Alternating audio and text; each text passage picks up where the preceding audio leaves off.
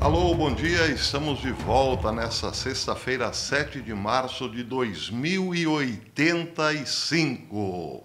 Eu venho do futuro e venho do futuro para informar aos queridos amigos que agora a Disneylândia não é mais parte do sonho de turismo das pessoas pelo mundo.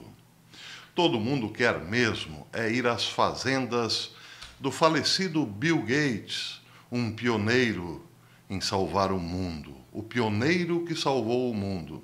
Sim, as pessoas fazem excursões para algumas de suas fazendas para conhecer frangos, gado, ovelhas, até mesmo alguns insetos que não são mais encontrados em nenhum lugar do mundo. Eu, por exemplo, com algumas centenas de milhares de bitcoins, consegui fazer uma excursão e finalmente conheci, vi de perto o que é uma galinha, um boi. Eu passei a minha vida toda sem saber o que era uma vaca, mas elas estão lá, na fazenda de Bill Gates, da família Gates, e qualquer um que tenha muito dinheiro poderá conhecê-las. Que história mais maluca, não? Não estamos em 85, estamos em 25. Mas a ideia, acreditem, era essa: eliminar os animais da Terra, porque afinal os animais foram colocados aqui para destruir o planeta. Foi um erro de Deus, até que chegou o Bill Gates para resolver o problema. Eliminar todos os animais, quer dizer, nem todos, segurar matrizes para os seus campos temáticos, guardá-las lá secretamente. Mas para o resto da humanidade, sem animais. Sem galinha, sem gato, sem cachorro, sem vaca. Por quê? Porque esses animais, infelizmente peidam, fazem caca, e isso tudo estava destruindo o planeta. Então a ideia de Bill Gates foi essa: elimine todos os animais da Terra. E aí, o que comeremos? Bem, aí vem a segunda grande jogada de Bill Gates.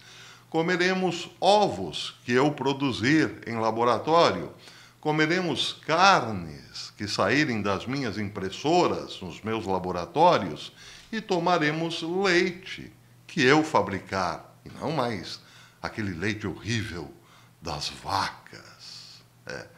Desculpem, eu preciso voltar nesse tema, porque ontem Elon Musk disse que Biden massacrou milhares de galinhas poedeiras. Biden não. Biden foi comandado por controle remoto por essa boa gente, como Gates certamente.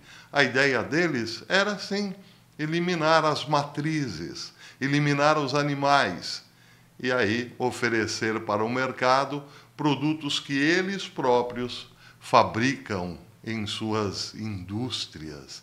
E vai saber que produtos são esses, não é mesmo? Eu precisei voltar a esse assunto porque tenho mais uma notícia que esclarece o porquê do massacre das galinhas e dos misteriosos incêndios em plantas de processamento de alimento nos Estados Unidos desde 2022. Prestem atenção nessa notícia publicada ontem no Slay News. Uma startup sediada em Boston está prometendo salvar o planeta das mudanças climáticas, inundando o suprimento de alimentos com leite entre aspas, cultivado em laboratório para consumo público em geral. A Brown Foods, que é financiada indiretamente pela Fundação Bill e Melinda Gates, está se preparando para apresentar o Unreal Milk. A empresa se descreve como um empreendimento de ex-alunos de Stanford, que estão agora voltados a produzir a próxima geração de alimentos e laticínios que são sustentáveis e livres de animais. A Brown Foods afirma que o seu novo líquido é o primeiro leite de vaca integral cultivado em laboratório do mundo. Isso de acordo com a Forbes. Então, Como diz Joaquim Teixeira, as peças não estão se encaixando? Sim, estão se encaixando. A diferença é que isso não é uma piada. Isso é uma tragédia bem real, que quase foi consumada. Imaginaram mais 4 aninhos de Biden, ou melhor, de Obama, ou melhor, de Kamala. Não importa o nome disso, dizia a Bíblia, é legião. Muito bem, uma pitada sobre economia. Eu não entendo nada de economia, mas de vez em quando me arrisco a dar umas pitadas porque são muito evidentes. Donald Trump finalmente anunciou, finalmente está cumprindo uma promessa que ele fez em campanha: transformar o Bitcoin em reserva de valor.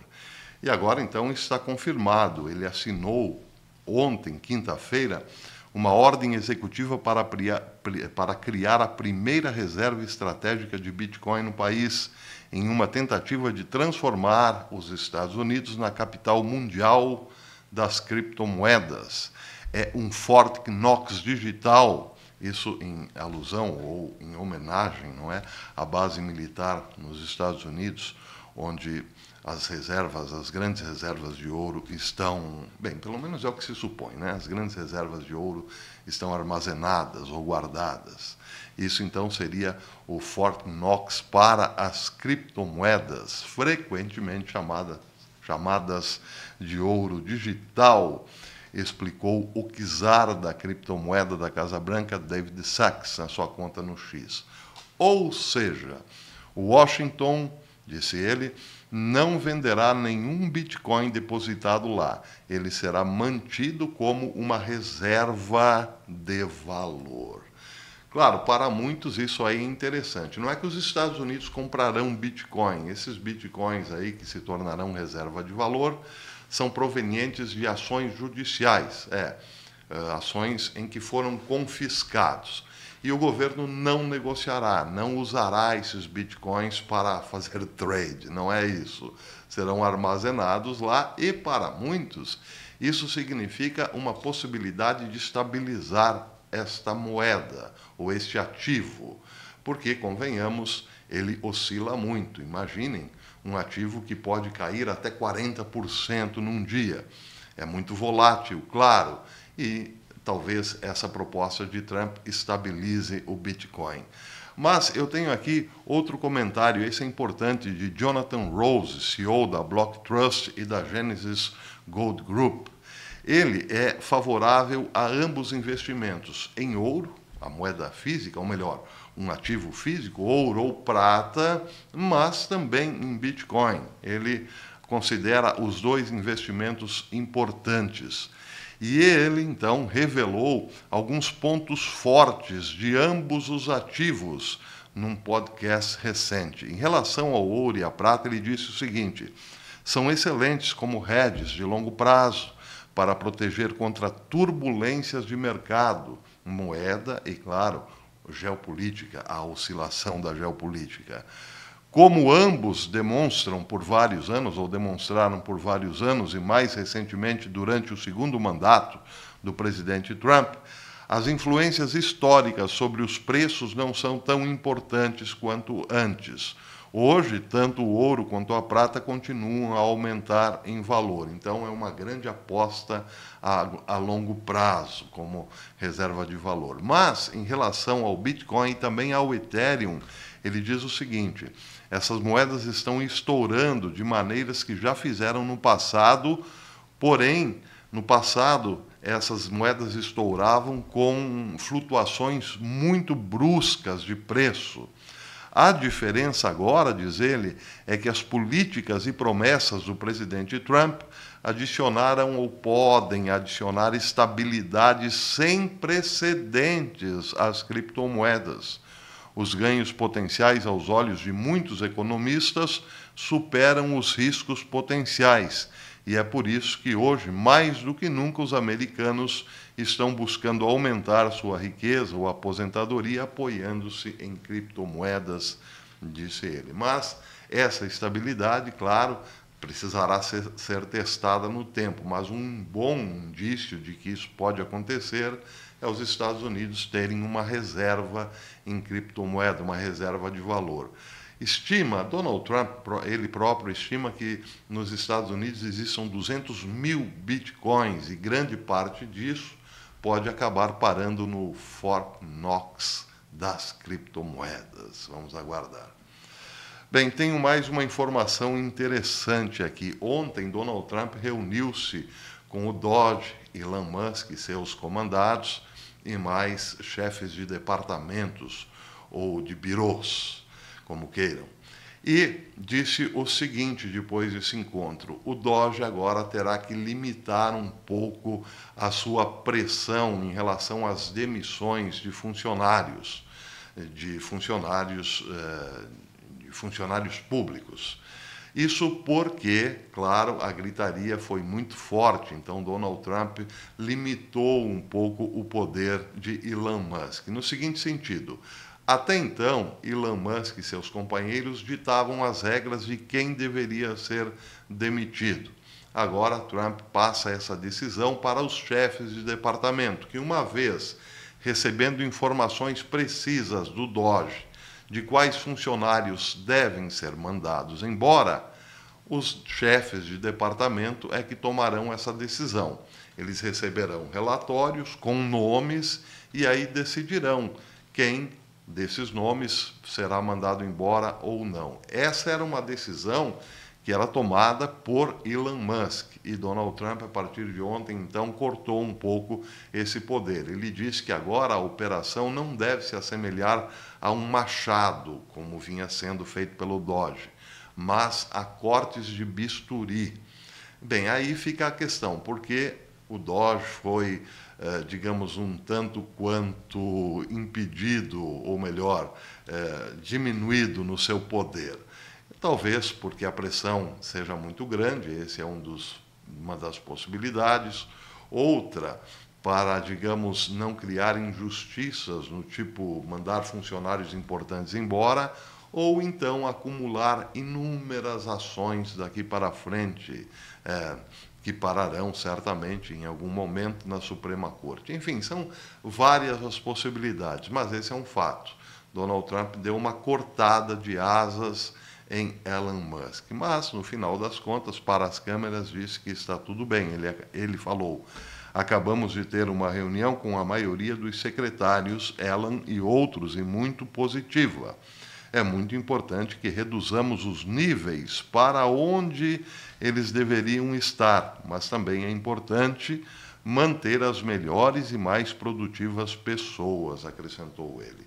Então, por um lado, o Doge continuará fazendo esse excepcional trabalho de limpeza do pântano nos departamentos, mas não terá a decisão final de quem será mandado embora. Isso competirá aos chefes. Bem, essa é uma questão, claro, muito problemática, mas muita gente diz aqui que isso já estava previsto, seria a segunda fase, a segunda onda. A primeira onda era o Doge entrar com o pé na porta e depois de criar, digamos, mandar este recado de que o governo não está brincando, então viria a segunda onda um pouco mais leve. Vamos aguardar o quanto isso de fato será bom ou não, só o tempo dirá. Bem, por enquanto é isso. Eu teria muito mais informações, como, por exemplo, o pessoal do ActBlue, que arrecadava dinheiro para a campanha, um grupo que arrecadava dinheiro para as campanhas em todos os níveis dos democratas. Bem, as lideranças do ActBlue vazaram, fugiram, foram embora. Porque o que eles temem, o que eles escondiam, o que eles fizeram no verão passado. Isso vai repercutir ainda, provavelmente até o começo da semana, já saberemos muita coisa a esse respeito. Teria muito ao que falar, mas como já estamos um pouco adiantado, vou ficando por aqui. Uma última informação: o Departamento de Justiça de Trump foi instado a investigar se os funcionários do regime Biden exploraram o seu estado mental para promover políticas de extrema esquerda, isso pelo procurador-geral do Missouri, Andrew Bailey. Ele está investigando. A possibilidade aqui é o seguinte, segundo Andrew Bailey, Biden já não tinha nenhuma condição de comandar o país, principalmente depois que abandonou a corrida eleitoral. Ele abandonou porque realmente não tinha condições. E aí a pergunta é, então se ele não tinha condições, quem o comandou nos últimos dias, nos últimos meses? Alguém o comandou. Ele está dizendo, então, que foi a ala mais radical dos democratas. Biden era um fantoche comandado, e aí a questão é saber quem puxava as cordas do boneco, principalmente para questões como cidades santuário, abertura total das fronteiras, mas principal, os perdões que Biden concedeu nos últimos dias, até mesmo a criminosos. E aí, então, Bailey quer saber quem de fato deu o perdão a criminosos, e uma vez provado que não foi Biden, todos esses perdões, claro, seriam anulados, cancelados. É isso também aí que vai bombar nos próximos dias. Bem, eu volto à tarde, espero vocês na curtinha do professor. E se você gostou desse vídeo, deixe seu like e verifique aí se você ainda é inscrito no canal. Se não for mais inscrito, inscreva-se novamente, acione o sininho para receber as notificações dos nossos vídeos. Até depois, se Deus quiser.